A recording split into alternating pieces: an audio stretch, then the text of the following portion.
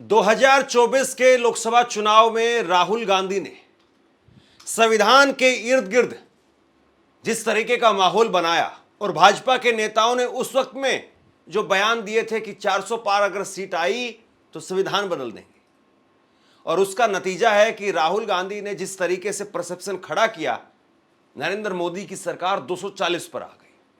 लेकिन 240 सीट हासिल करने के बाद जब हरियाणा में जीत मिल गई, जब महाराष्ट्र में सरकार बन गई, जब दिल्ली के अंदर भी सरकार बन गई, दिल्ली यानी दिल्ली के विधानसभा चुनाव में, और अब जब बिहार का चुनाव सामने है, तो इस बीच में सबसे पहले आरएसएस के नंबर 2 की पोजीशन वाले दत्तात्रेय होसबुले, आरएसएस के महासचिव जनरल सेक्रेटरी, उनका बयान सामने आता है।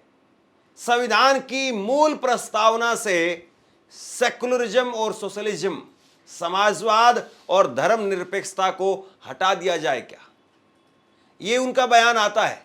इसके बाद में है शिवराज सिंह चौहान, केंद्रीय मंत्री, बीजेपी के कद्दावर नेता, उनका बयान सामने आता है। और इसके बाद में बीजेपी के मुख्यमंत्री, फायर ब्रांड चेहरा हेमंत बिस्वा शर्मा, उनका बयान सामने आता है। सवाल अब इस बात का है कि क्या बीजेपी, आरएसएस जिस तरीके से अब संविधान के अंदर सेकुलरिज्म और सोशलिज्म को लेकर के जो बातें कह रही है, तो क्या अगर बीजेपी 400 पार पर आ जाती, 400 पार हो जाती, तो फिर वही होता जो राहुल गांधी कह रहे थे? और क्या इसको भी यह माना जाए कि यह राहुल गांधी की, उनकी भविष्यवाणी की एक बड़ी जीत है? एक तरीके से राहुल गांधी की भविष्यवाणी सच साबित हुई है क्या कि अगर बीजेपी 400 पार आएगी तो संविधान बदल देगी? बीजेपी आरएसएस के 3 नेताओं का बयान है, जिसमें तीनों टॉप के नेता वो कह रहे हैं कि संविधान के अंदर से सेकुलरिज्म और सोशलिज्म यानी धर्मनिरपेक्षता और समाजवाद, इनको हटा दिया जाए। बीजेपी के नेता शिवराज सिंह चौहान वो एक इंटरव्यू में कहते हैं कि धर्मनिरपेक्षता को जोड़ा गया, उसको हटाया जाए। इससे पहले होसबोले ने कहा कि 2 शब्द सोशलिज्म और सेकुलरिज्म तो क्या रहने चाहिए, प्रस्तावना के अंदर यह विचार होना चाहिए, यानी वो हटाने के लिए बात कह रहे हैं। और हेमंत बिस्वा शर्मा ने कहा कि संविधान की प्रस्तावना में 2 शब्द सोशलिज्म और सेकुलरिज्म को हटाना चाहिए।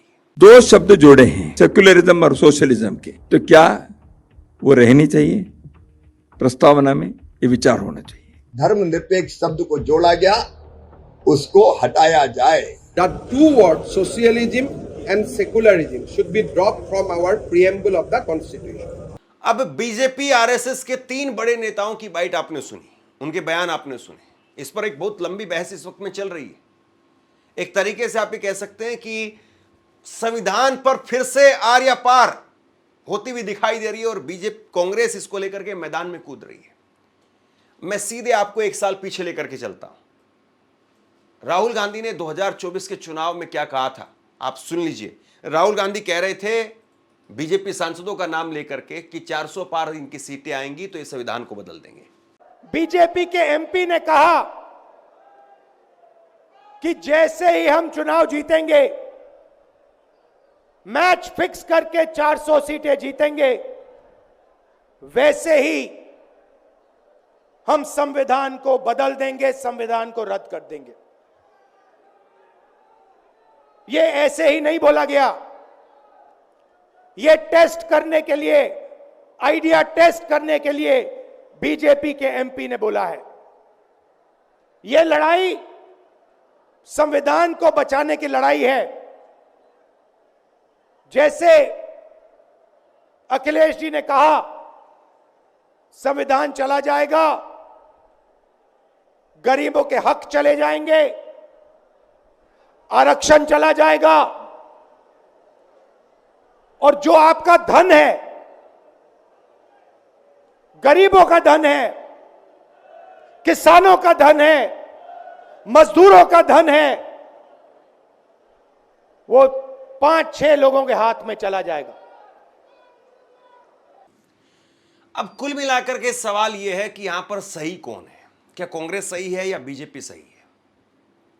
दोनों ही अपनी जगह पर सही भी हैं और दोनों ही अपनी जगह पर गलत भी हैं। लेकिन सवाल तो इस बात का है कि बीजेपी आखिरकार इस मुद्दे को उठा क्यों रही है। सवाल जो सत्ता में है उससे पूछा जाएगा।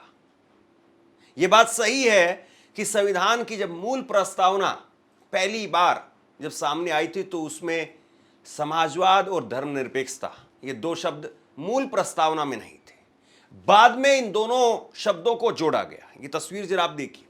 एक तस्वीर है संविधान की मूल प्रस्तावना की, जब संविधान की मूल प्रस्तावना अस्तित्व में आई, और उसके बाद में दूसरी तस्वीर है जब कांग्रेस की सरकार ने, इंदिरा गांधी की सरकार ने इसमें समाजवाद और धर्मनिरपेक्षता को जोड़ा।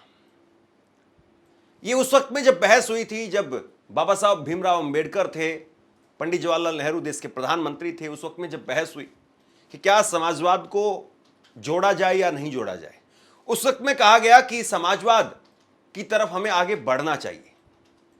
लेकिन ऐसा भी नहीं है कि हम पश्चिमी देशों का अनुसरण करके और अपने संविधान के अंदर समाजवाद शब्द जबरदस्ती डालते हैं। यह कहा गया था कि ये हम आगे आने वाली सरकारों की सोच पर छोड़ देते हैं। यानी उन्होंने ये नहीं कहा था कि ऐसा होना ही नहीं चाहिए, उन्होंने कहा था कि हम आगे आने वाली सरकारों पर छोड़ देते हैं। और आगे आने वाली सरकारों ने समाजवाद और धर्मनिरपेक्षता ये दो शब्द जोड़ दिए। अब बुराई क्या है इन दो शब्दों में? समाजवाद की अगर आप बात करें तो समाजवाद का मतलब होता है संपत्ति, संसाधनों और अवसरों का न्यायपूर्ण विवरण, ताकि समाज में अमीरी गरीबी की खाई कम हो और हर नागरिक को बराबरी का अधिकार मिले। इसमें कौन सी चीज ऐसी है जिस पर विवाद होना चाहिए, कौन सी चीज ऐसी जिस पर बहस होनी चाहिए? ये तो जरूरी चीज है। अमीरी गरीबी की खाई कम होगी तभी तो देश सही से तरक्की करेगा, वरना आप 5 ट्रिलियन बना दीजिए, 500 ट्रिलियन बना दीजिए, अगर केवल अंबानी, अडानी और चंद उद्योगपतियों के पास ही पैसा रहेगा और बाकी लोग 5 किलो अनाज पर जिंदा रहेंगे, तो फिर कैसा समाजवाद है? तो फिर समाजवाद है ही नहीं। एक तरफ ऐसे अमीर हैं जो दुनिया भर में पहले नंबर पर, दूसरे नंबर पर अपनी पोजीशन बना लेते हैं, और दूसरी तरफ ऐसे लोग हैं जो फटा हुआ झोला लेकर के आ रहे हैं 5 किलो अनाज लेने के लिए। तो फिर कैसा समाजवाद है? वहीं धर्मनिरपेक्षता, धर्मनिरपेक्षता का अर्थ है राज्य यानी सरकार का किसी भी धर्म से न जुड़ना, सभी धर्मों के साथ में सम्मान व्यवहार करना। अब अगर प्रधानमंत्री खुद कहते हैं कि वो तुम्हारा मंगलसूत्र लूट ले जाएंगे, अगर खुद मुख्यमंत्री कहते हैं कि 80-20 होना चाहिए, तो फिर धर्मनिरपेक्षता कहां बची है? जब एक सरकार के मुखिया के तौर पर आप एक धर्म विशेष के कार्यक्रम में शामिल हो जाएं और दूसरे धर्म के धार्मिक त्योहारों के लिए आप ट्वीट तक ना करें, उनको शुभकामनाएं तक ना दें, जब आपको इस बात को लेकर के चिढ़ होने लगे कि होली पर अगर आप निकल रहे हो तो रमजान पर नहीं निकलोगे, या होली पर बिजली आ रही है तो रमजान पर भी आनी चाहिए, इस तरह की बातें जब आप कहने लगे, कहा तो वैसे ये था कि रमजान और ईद में बिजली आती है तो होली और दिवाली पर भी आनी चाहिए। जब आप ऐसी बातें करने लगते हैं, जब आप ऐसी बातें करने लगते हैं कि अगर कब्रिस्तान की दीवारें बन रही हैं तो शमशान की भी बननी चाहिए, तो फिर कहाँ जो है वो आपसे धर्मनिरपेक्षता की उम्मीद की जाए? लेकिन फिर भी जो ढांचा है या जो चीजें हमारे पास में हैं या जो चीजें बड़ी मुश्किल से हासिल हुई हैं, क्या उनको वैसे ही जाने दिया जाएगा? सवाल इस बात का भी है। भारत के संविधान में 1976 में जो बदलाव हुआ वह भारतीय इतिहास का सबसे बड़ा और विवादास्पद संशोधन था, जिसे कहा जाता है 42वां संशोधन अधिनियम 1976, 42nd कॉन्स्टिट्यूशनल अमेंडमेंट एक्ट 1976। यह संशोधन इमरजेंसी के दौरान प्रधानमंत्री इंदिरा गांधी की सरकार द्वारा पारित किया गया था। इसमें मुख्य बदलाव किए गए जो 1976 में किया गया 42वां संशोधन, यानी धर्मनिरपेक्ष व समाजवादी और राष्ट्रीय एकता जैसे शब्द जोड़े गए। संविधान की प्रस्तावना प्राइम्बल में बदलाव किया गया। सोवरन डेमोक्रेटिक रिपब्लिक की जगह पर sovereign socialist secular democratic Republic कर दिया गया। यूनिटी ऑफ द नेशन को बदला गया unity and integrity of the nation. वहीं नागरिकों के मूल कर्तव्य यानी फंडामेंटल ड्यूटीज को जोड़ा गया। अनुच्छेद 51A जोड़ा गया पहली बार भारत के नागरिकों के लिए 10 मूल कर्तव्यों को संवैधानिक रूप से अनिवार्य किया गया। देखिए, खुद बीजेपी इस बात को कहती है। बीजेपी कहती है कि भारत के संविधान के अंदर दिए गए अगर आप अधिकारों की बात करते हैं तो आपको दिए गए कर्तव्यों की बात भी आपको करनी चाहिए। और ये जो 10 फंडामेंटल ड्यूटीज हैं, भारत के नागरिकों के 10 मौलिक अधिकार और उसके साथ में कर्तव्य, ये कर्तव्य इंदिरा गांधी के समय पर ही जुड़े थे। तो देखिए, मीठा मीठा गप गप और कड़वा कड़वा थू थू ये नहीं चलेगा। अगर बहस होगी, डिबेट होगी, तो फिर गहराई में जाकर के आपको उतरना पड़ेगा और आपका काला अध्याय या आपका चिट्ठा वो भी सबके सामने आएगा। कैसे इमरजेंसी में कौन कौन कहां कहां छुप रहा था और इमरजेंसी में कैसे कौन किसको चिट्ठियां लिख रहा था, आरएसएस की तरफ से तब की प्रधानमंत्री इंदिरा गांधी को कौन कौन सी चिट्ठी लिखी गई, फिर वो भी सामने आ जाएगा। खैर, वो दूसरी डिबेट है। लेकिन सवाल इस बात का है कि बीजेपी आज क्यों इस बात के पीछे पड़ी हुई है कि हम धर्मनिरपेक्षता शब्द को हटाना चाहते हैं, हम समाजवाद को हटाना चाहते हैं। क्या हासिल हो जाएगा? और क्यों बीजेपी एक ऐसे मुद्दे को तुल देना चाहती है जिसकी वजह से आपका 400 पार का सपना टूट गया? या फिर बीजेपी बीच बीच में पिंच उभो करके चेक करना चाह रही है कि लोग उसकी बातों पर अभी भी कितना रिएक्ट कर रहे हैं? आरएसएस महासचिव दत्तात्रेय होसबोले और अब केंद्रीय मंत्री शिवराज सिंह चौहान के जो बयान आए हैं, जिसमें उन्होंने संविधान से की प्रस्तावना से सेक्युलर और सोशलिस्ट शब्द हटाने की मांग की है, मतलब समाजवादी और धर्मनिरपेक्ष शब्दों से इनको बड़ी चिढ़ है। लेकिन इससे एक बात पूरी तरह से प्रमाणित है कि अगर बीजेपी को 2024 के चुनाव में ज्यादा सीटें मिल गई होती तो अभी तक हमारा संविधान शर्तिया बदल चुका होता। लेकिन आज शायद यह मौका भी है कि हम 2 मिनट रुककर यह सोचें कि सेक्युलरिज्म और सोशलिज्म इतना जरूरी क्यों है, समाजवाद और धर्मनिरपेक्ष क्यों जरूरी है। यह इसलिए जरूरी है क्योंकि यह सिर्फ हमारे देश की सोच या परिकल्पना नहीं है, यह एक आधारभूत ढांचा है जिसने सबको जोड़कर रखा है, सरकार को, जनता को, कार्यपालिका को, न्यायपालिका को, सबको। सोशलिज्म जब शब्द जोड़ा गया हमारी प्रस्तावना में, उसका क्या मतलब था? उसका मतलब था कि देश के हर वर्ग के पास समान अधिकार हो, समान हक हो, आगे बढ़ने के, पढ़ने लिखने के, कमाने खाने के, संपत्ति और समृद्धि में संतुलन बने रखने का मतलब सोशलिज्म है। गरीबों को देखकर अंत्योदय की बात की जाए। और सेक्युलरिज्म से ज्यादा खूबसूरत और क्या हो सकता है कि स्टेट की कोई रिलीजन नहीं होगी, मतलब सरल भाषा में कोई भी नीति धर्म पर आधारित नहीं होगी। लेकिन आरएसएस की सोच इसके ठीक 180 डिग्री विपरीत है, उल्टी है। वो उनका सारा अस्तित्व ही इस बात का है कि मुसलमानों से, अल्पसंख्यकों से, दलितों से, पिछड़ों से, आदिवासियों से कैसे हक छीना जाए और उनको कैसे दोयम दर्जे का नागरिक बनाया जाए। उनकी रगों में वास्तव में पूंजीपतियों का और कैपिटलिज्म का खून बहता है। उनको बहुत अच्छा लगता है कि एक अडानी है, बाकी सब उनके मजदूर बन जाएं। उनको कोई दिक्कत नहीं कि पिछले 11 सालों में अमीरों और गरीबों के बीच में खाई बढ़ रही है।